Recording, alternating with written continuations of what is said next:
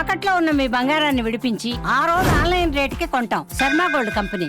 నమస్తే, welcome to Suman TV. నేను పద్మిని. ప్రస్తుతంతో పాటు ప్రముఖ పంచాంగకర్త, వాస్తు జ్యోతిష పండితులు, హస్త సాముద్రికా నిపుణులు మేడికొండూరు విశ్వనాథ్ ప్రసాద్ గారు మనతో పాటు ఉన్నారు. మాట్లాడదాం. సార్ నమస్తే. సార్ ఓం మాతా పితృ గురుభ్యో నమః.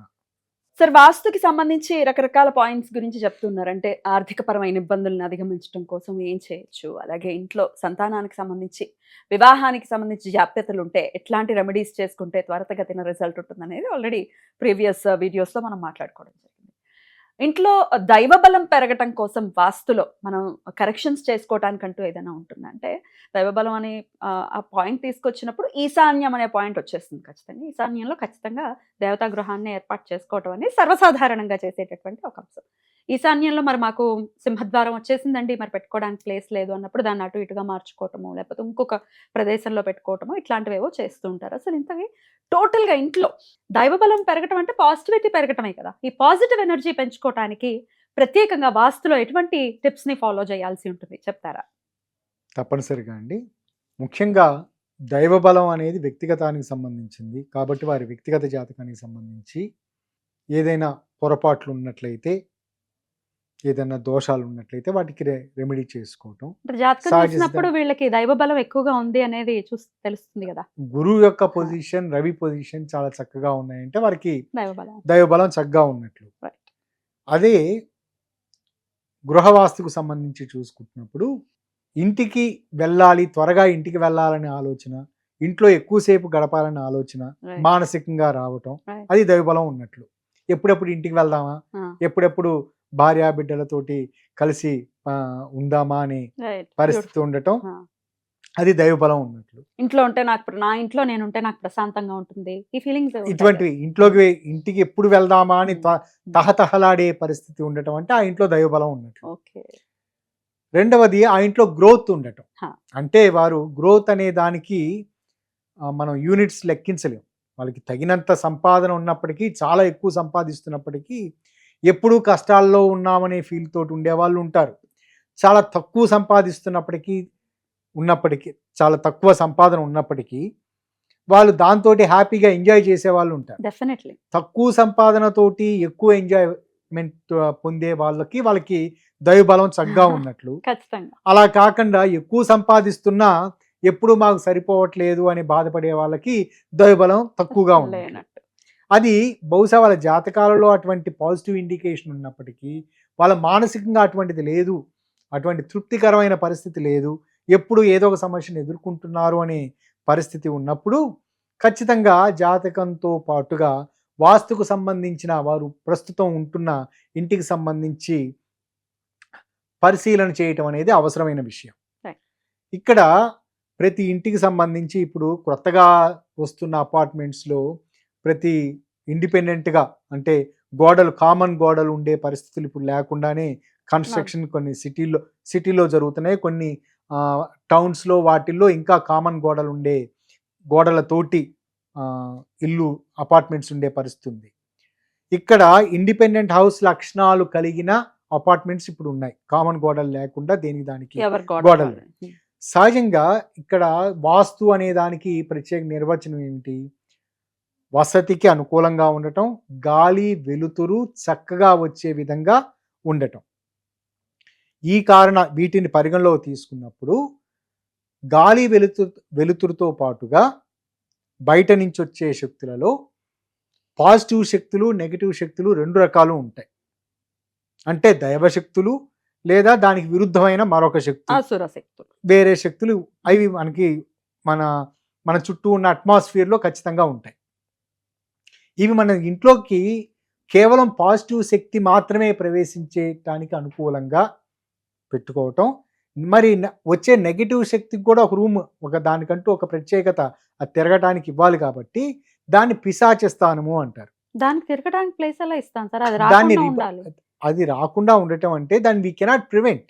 ఇప్పుడు మనం ఇక్కడ కూర్చొని ఉన్నాము, మన చుట్టుపక్కల మన కంటికి కనిపించని తరంగాలు ఎన్నో ఉన్నాయి. ఇందులో ఎలక్ట్రోమాగ్నెటిక్ తరంగాల్లో ప్రాథమికంగా ఇప్పుడు ఇక్కడ మైక్ పెట్టుకున్నాను, దీనికి సంబంధించిన ఎలక్ట్రోమాగ్నెటిక్ వేవ్స్ దూరంగా ఉన్న రిమోట్ ద్వారా పాస్ అవుతూ ఉన్నాయి. లేదా ఇక్కడ మన సెల్ ఫోన్లకు వచ్చే వేవ్స్, ఇక రకరకాల వేవ్స్ ఇటువంటివన్నీ పాస్ అవుతుంది, మన కంటికి కనిపించవు. ఇప్పుడు నెగటివ్ ఎనర్జీస్ కూడా ఉంటాయా అప్పుడు? నెగటివ్ ఎనర్జీస్ కూడా ప్రకృతిలో ఉంటాయి.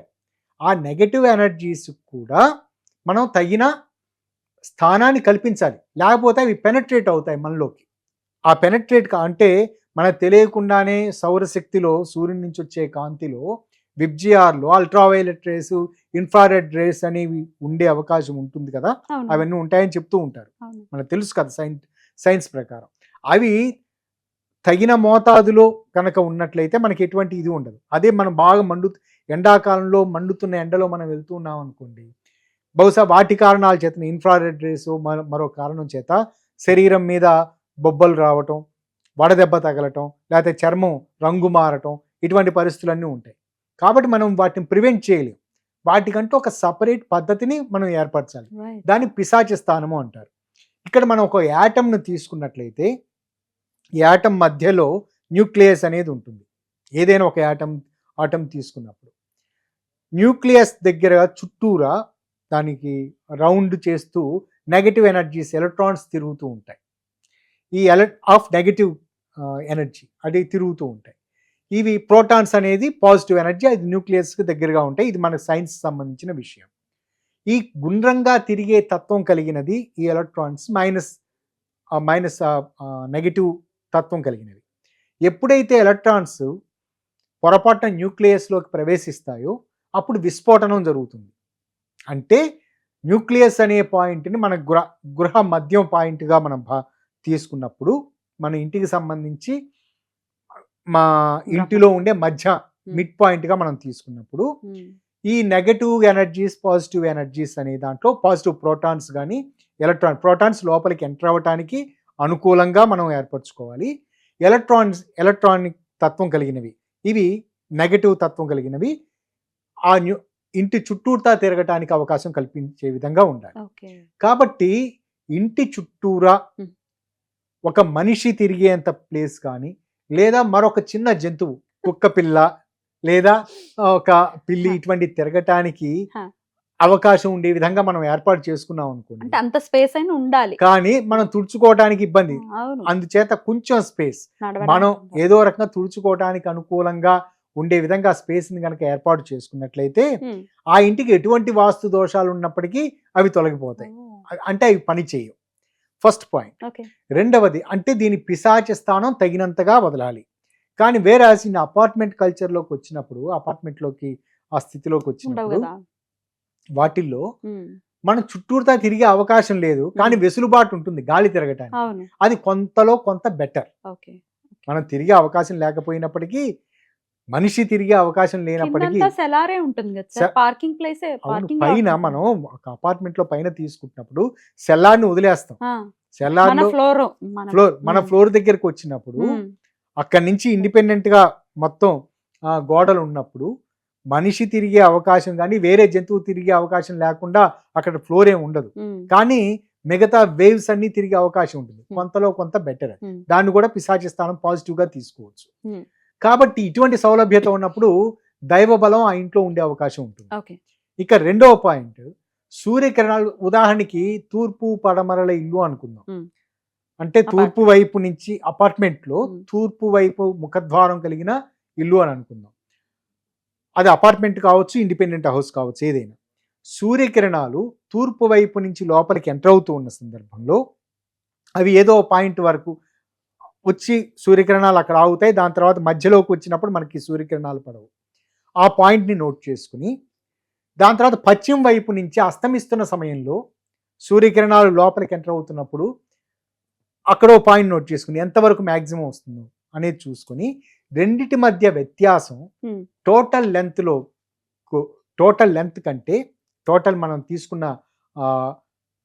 తూర్పు పడమరల లెంత్ కంటే 1/3 కంటే ఎక్కువగా ఉన్నట్లయితే ఆ మధ్య వ్యత్యాసం, సూర్యకిరణాలు ఉదయించినప్పుడు లోపల పడే particular point, maximum point, west నుంచి పడే పాయింట్, రెండింటినీ తీసుకుని తూర్పు నుంచి వచ్చే సూర్యకిరణాలు ఎండ్ పాయింట్, పశ్చిమ నుంచి వచ్చే సూర్యకిరణాలు ఎండ్ పాయింట్, రెండిటి మధ్య గ్యాప్ టోటల్ లెంత్ లో 1/3 గనక ఎక్కువగా ఉన్నట్లయితే అక్కడ డివిజన్ ఫార్ములా అప్లై చేయటం అవసరం అవుతుంది. అంటే దానికి ఒక పైన డివిజన్ ఫార్ములా అంతకుముందు ఒక ఎపిసోడ్లో చెప్పారు. చెప్పినట్లుగా హాల్లో కానీ లేదా వారికి ముందు ఉండే వరండా కానీ హాల్ కానీ లేదా వాళ్ళ డైనింగ్ ప్లేస్లో కానీ ఒక స్క్వేర్ ఉండే విధంగా ఒక ప్రాంతం, అందులో ఒక పర్టికులర్ ప్రాంతం స్క్వేర్ ఉండే విధంగా. స్క్వేర్ అంటే పొడవు వెడల్పు ఒకే కొలతలతో ఉండే విధంగా చేసుకుని పై భాగంలో ఒక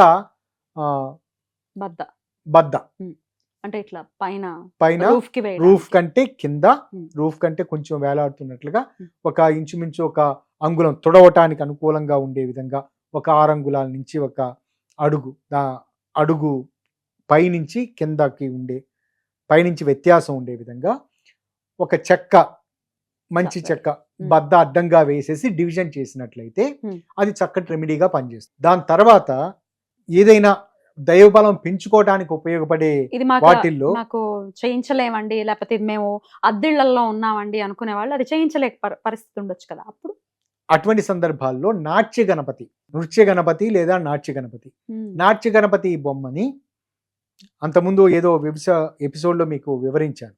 నాట్య గణపతి బొమ్మ పెట్టుకోవటం వల్ల ఉపయోగంగా ఉంటుంది అని.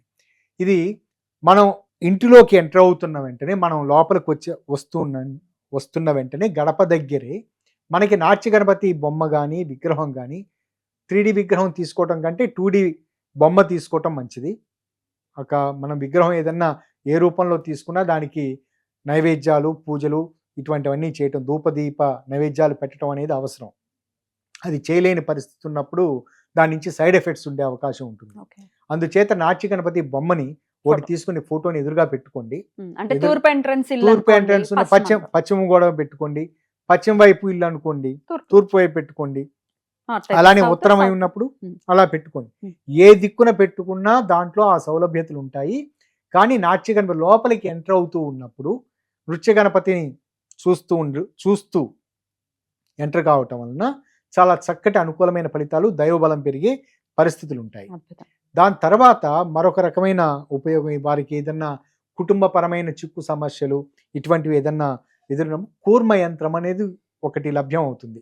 అది ఈ మధ్య కాలంలో కొంచెం పాపులర్. కూర్మ యంత్రాన్ని వాళ్ళకి అక్కడ ఉన్న ఉత్తరపు గోడకి, ఉత్తరం వైపు ఉన్న తలుపుకి, ఆ గడపకి పై భాగంలో ప్రతిష్ఠింపజేయండి. ఉత్తరం వైపు మరి లేదు, మాకు గడప లేదు. ఖచ్చితంగా అక్కడ లేకపోతే తూర్పు వైపు, ఖచ్చితంగా ఉత్తరం గాని తూర్పు గాని ఏదో ఒక ఇది ఉంటుంది. ఫస్ట్ ప్రిఫరెన్స్ ఉత్తరం వైపు ఉన్న ఆ గడపకి పై భాగాన కూర్మ యంత్రాన్ని, గడప పై భాగాన మనం కింద పెడితే దాన్ని తొక్కుతూ వెళ్తూ ఉంటాము.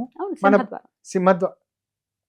సింహద్వారం కాదు, లోపలికి ఎంటర్ అయిన తర్వాత ఉత్తరం వైపు ఉన్న ఏ తలుపు వస్తుందో ఆ తలుపుకి ఓకే. బహుశా ఇప్పుడు తూర్పు ఫేస్ చేస్తున్న ఇల్లు అనుకుందాం. తూర్పు ఫేస్ చేస్తున్న ఇంట్లో లోపలికి ఎంటర్ అయిన వెంటనే మనకి కుడి వైపున ఉత్తరం ఉంటుంది. ఇప్పుడు అపార్ట్మెంట్స్ అనుకోండి, తూర్పు ఎంట్రన్స్ ఇల్లు అనుకోండి, ఉత్తరం వైపు ఏదో ఒక బయటికి వెళ్ళటానికి బాల్కనీనో ఏదో ఒకటి ఉండే అవకాశం ఉంటుంది. లేకపోతే తూర్పునే ఆశ్రయించండి, తూర్పునే పెట్టుకోండి. కానీ అది గడప ఫస్ట్ ప్రిఫరెన్స్ ఉత్తరం గడపకి పై భాగాన ఈ యంత్రాన్ని ప్రతిష్ఠింపజేయండి, కూర్మ యంత్రం. ఇది చక్కటి అనుకూలమైన ఫలితాలను ఇస్తుంది. దాని తర్వాత ఇదే సమయంలో అంటే వివాహానికి సంబంధించి ఏదైనా వైవాహిక జీవితంలో సమస్యల గురించి ఇటువంటి ఎదురవుతున్న సందర్భాలలో దైవబలం పెంచుకోవటానికి ఈశాన్యంలో భృగుణం అనే ఒక యంత్రాన్ని అక్కడ ప్రతిష్ఠింపజేసుకున్నప్పుడు అక్కడ అనుకూలమైన ఫలితాలు ఉంటాయి. దైవబలం పెంచుకోవటానికి ఇవి అనుకూలమైన పద్ధతులు వాస్తుపరంగా. చాలా బ్యూటిఫుల్ గా ఎక్స్ప్లెయిన్ చేశారు సార్, కృతజ్ఞతలు. నమస్తే సార్.